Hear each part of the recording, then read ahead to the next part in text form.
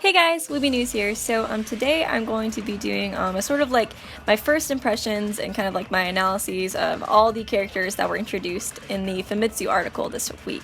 So the high definition and larger scans came in yesterday, which I was sort of surprised, and I wasn't able to make my video yesterday. I ended up making a promise to a friend that I'd help her out that day, so there was just no time during the day to make it, but I did want to bring you guys this update today, so I apologize for the slight lateness of this video, but anyway, without further ado, let's go ahead. I do want to warn you guys though, I am probably going to butcher a lot of these names. I'm pretty good at pronouncing Japanese names if I've already like heard them before, but since I haven't, I've only really read these. I'm probably going to butcher some of them. Feel free to correct me if you do speak Japanese in the comments section. I'd love to pronounce them right before the anime comes out, but I hope it's not too incredibly cringy for you guys who do speak Japanese natively, because it may be a little rough. I do want to go ahead and start with the returning characters, which of course is Naegi, Kirigiri, Asahina, Hagakure, Monami, and Monokuma. And there's not too many differences I've really noticed so far between these characters. I did notice that Monami sort of has like a moon symbol now instead of the bow that she used to have in Super Danganronpa 2, so I'm not completely sure what that means. Some of the other characters have like implications about like moon in their name, so I'm going to talk a little bit more about like the meaning of like moon in Japanese culture and things like that. I don't, thinking right now, I don't see how it relates to Monami's character, but possibly it has some sort of relation. I'll talk about that a little bit later on though. The other thing I did notice was that on Naegi, Kirigiri, and Asahina's design, we do see that they have sort of like a similar color scheme to Monokuma, and what I mean is that you can see their like handcuffs underneath their jackets. You can see like black on one side and then white on the other side, which is sort of interesting. I don't know if that was just sort of like an art design that Kodaka decided to go with or something along those lines. I wouldn't think that it would mean anything, but it's just sort of an Easter egg I guess I saw when looking at this. As for the new characters, I really want to go through individually and sort of give my thoughts and my opinions and of course translations and stuff for each of them. Before I begin giving analyses and translations and stuff like that for these characters, I do want to thank the Twitter users Commune Cotino and RT Urinishima for allowing me to use their translations that they put a lot of effort and stuff into, so be sure to check out their Twitter accounts. I'll post a link in the description if you guys want to look at that. So firstly, I'm going to start from the very left and just kind of move right. So the first character I'm going to talk about is Ruko and Koru, and I actually kind of goofed in my last video. I ended up putting a correction, like an annotation correction, but I actually did say the wrong character. I originally in that video said her name was Chisa, but it was actually the character on the far right side, so sorry if that was confusing for anyone, but this is the actual name of this character. But first we can see that Ruka means washing song, and then Ankoro means safe/clean wisteria washing, but it's also pronounced as encore. And so both of these sort of meanings in her name kind of imply that she's a singer. And another thing that RT Urinishima pointed out was that when we see Mizuno performing with her fellow bandmates, there is a character that looks pretty similar to her, so there may be a connection there. Also, we see her dressing very glamorously, very high classy, so I think it's very likely that she is a singer and that maybe even she could be the singer. I think that would be really cool if that were the case. And I know in my last video I sort of talked about how I believe the left side would be working against Naegi and the right side would be working for him. I'm not completely sure if I'm still gonna be like super gung-ho with that theory, because if she is related to Mizuno, I do feel like she might be a better or like a more character that would be willing to help Naegi, even though, you know, Mizuno had her flaws. As I'm sure we all remember, I don't think that she would necessarily be like an evil character unless maybe she was just like Mizuno's enemy in the group. But there's no real confirmation as to what her character will be. These are just kind of like my speculation as of right now. Also, we can see her sort of Future Foundation logo on her hat, and that was something else that the article pointed out, was that every Future Foundation member has a badge pretty much that they can put on any part of their body, and it says Future or Mirai. So the next character I'm going to be talking about goes by the name Sonosuke Izuyoi, and Sonosuke means helper of all, and Izuyoi is the name given to the 16th night of the month, and this night is often after the full moon and sort of relates to romance. It's a night that in Japan culturally sort of relates to like couples going out and watching the moon together, drinking wine, eating, things like that from what I researched. So I wondered if maybe he had some sort of like lover or something that was killed by the Monokumas, or was killed possibly by the Ultimate Despairs, and that way he has some sort of a vendetta against them. Also, I just want to point out that his design is super cool. He looks like a Final Fantasy character to me. But other than that, I don't have a whole lot to say about his character as of right now. The next character is Psycho Kimura, and Psycho meaning quiet girl, and Kimura meaning detestable, abhorrent, or taboo village.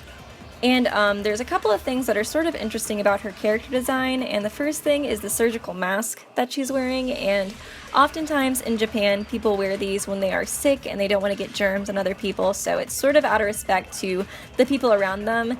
So I think it's pretty much implied that she is a sickly character, and I think another thing that sort of implies this is her pale complexion, and also her hair is sort of devoid of color, sort of similar to how Kamaida's hair was. And of course we all know that he is very sick as well, so I sort of wonder if that's something that has to do with her character, but she definitely looks like a sort of villainous character to me. I definitely feel like she will be one of the people that is hunting down Naegi instead of helping him. The next character is Koichi Kizakura, and Koichi means governmental one, and Kizakura means yellow sakura. Something that's just sort of a note, and they also put it in their tweet, that yellow sakuras don't actually exist. It's a sort of flower that blooms in Japan. I'm sure if you guys watch anime, you've heard of sakura trees before, but just in case you haven't, that's what it is, and there is no such thing as yellow sakuras, so the only thing that I can really get from that implication is that maybe he's sort of unique or special in a way, because that's not something that's seen at all, really, so that's the only thing I can really derive from his character, but other than that, I don't have a whole lot to say about him. So the next character is Juzuo Sakakura, and this was the character I originally thought sort of looked like Zaldin to me, and I'm going to explain that. So in my last video, when the picture was really blurry still, his hood looked like it was dreadlocks to me, and I was like, man, this guy has crazy hair. And for some reason I really thought he looked like Zaldin from Kingdom Hearts 2, and that was the reason why. But now that I see he has short hair, I'm kind of disappointed because I think that would have been a really cool hairdo, but whatever. Anyway, talking about things that are actually relevant to his character, Juzuo means 13, which is sort of ironic since the whole Kingdom Hearts thing, and Sakakura means reverse storehouse. There's really not much to say about his name, but he does look pretty mean, so I do feel like he will be on the side that's fighting against Naegi as well. And the next character I do want to talk about a bit. This is Great Gozu, and Gozu means bullhead, and great means, well, great. And a lot of you guys in the comments section of the last video were telling me that you thought that this character was a girl, and I sort of see what you mean because the way the chest is outlined, but the reason I still don't really feel like this is a female character is because, first of all, if you look at some of the other male characters who are buff as well, you can see a pretty defined area around the chest. So I think it might just be his muscles, and also you see like a goatee from underneath the bull's head, so that kind of really implied to me that this is a male character, but that's just me. Also, something really interesting about this character is that in Japan there's actually an urban legend talking about the story of a cow head, and this is based off of a short story that is supposed to be about a cow's head, and basically the urban legend is that the story itself is so horrifying that anyone who reads it is overcome with such fear that they end up trembling violently for days. So I think the symbolism between the cow's head and the story is probably pretty legitimate, and I think that Kodaka probably did that on purpose, and I think it shows that he is probably a antagonist of some sort, and a very fearful one at that. I kind of feel like he'll probably be doing the dirty work of trying to hunt Naegi down if he's like running away from the Future Foundation or things like that. So the next character is Maya Geku Gahara, and Maya means beautiful coloring, and Geku Gahara means meadows covered in moonlight. So the Twitter user that translated this pointed out that basically her design looked like a very similar sort of like mix of Nagisa and Monica from another episode, which I do see because she has like the hairstyle of Monica but the color scheme of Nagisa. I'm not really sure if there's any sort of relation or anything to those characters. I just thought it was something I should point out out. A lot of people have said that they also see a sort of similarity in design to Peko or Chiaki, which I do see both of those as well. I'm not really sure if there is a significance to it or not, but it is something just sort of interesting to think about. The one thing I did think that was really interesting about her character from this is the fact that she doesn't seem to have a Future Foundation symbol on her that is visible as compared to all the other characters. So I'm not sure if it's being hidden or something along those lines, or if she is the one character shown that is not a part of the Future Foundation. The next character is named Kazo Tingen, Kazo meaning harmonious husband and Tingen meaning something along the lines of Heaven's Request or clairvoyant. And it's pretty much confirmed now that this is not Kirigiri's grandpa, even though I swear he looks just like him. So I think Kadaka might have been trying to mess with us with the similar character designs, or there really is a sort of connection there, which it'll probably drive me insane until I find out. But as of right now, he is not Kirigiri's grandfather, and we don't really know if there is a true connection or not. So I guess we'll just have to be patient to find out. Moving on, we have Daisaku Bandai. So the sort of thing that RT or Inashima mentioned was that it could be saying Great Author Bandai, which Bandai is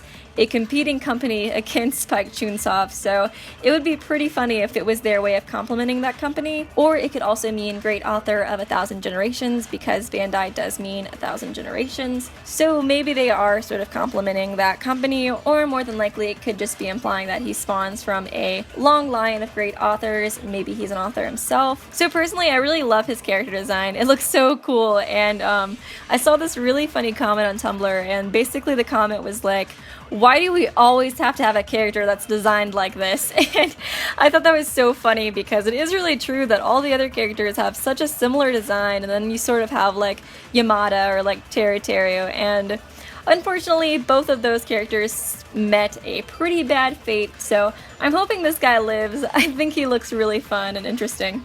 But the next character I'm going to talk about is Ryota Mitarai, and Ryota means clearly buff, which is sort of ironic because he looks to be one of the tiniest guys there. And Mitarai means wash your hands, which is pretty odd. I'm not really sure if there is any sort of meaning to this guy's name. I don't necessarily see one unless he just doesn't wash his hands often, which I doubt that has any relevance to the plot. But from his character design, we can see an obvious lack of sleep, and to me, he really reminds me of Chiaki's character design, and I know a lot of people were saying that they thought Maya's character design looked pretty similar to hers as well, but I really see it a bit more in him because I think it's just the way that the hair is colored and sort of styled.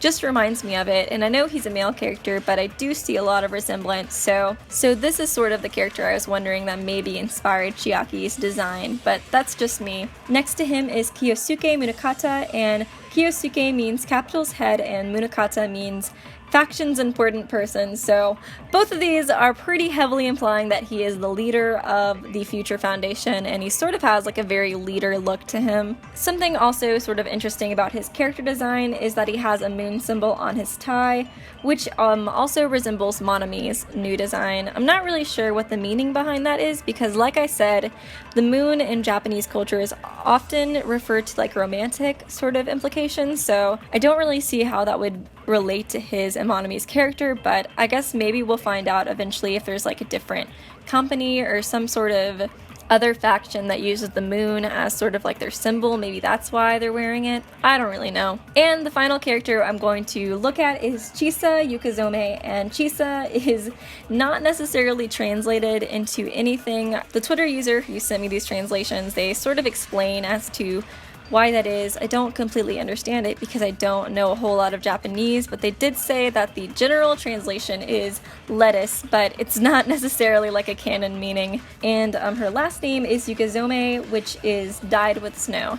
And there's not really a whole lot about her character that I noticed that really stood out to me, other than the fact that it sort of looks like she's wearing a lab coat, so maybe she's some sort of scientist. But that concludes my character analysis of these new characters introduced and just looking at the old characters as well. I really hope you guys enjoyed. We will be getting the new trailer this weekend, and depending on your time zone, it'll be releasing either on Friday or Saturday, because technically it's releasing in Japan at 11 o'clock Japan Standard Time, but in my time zone video and it's actually 9 p.m.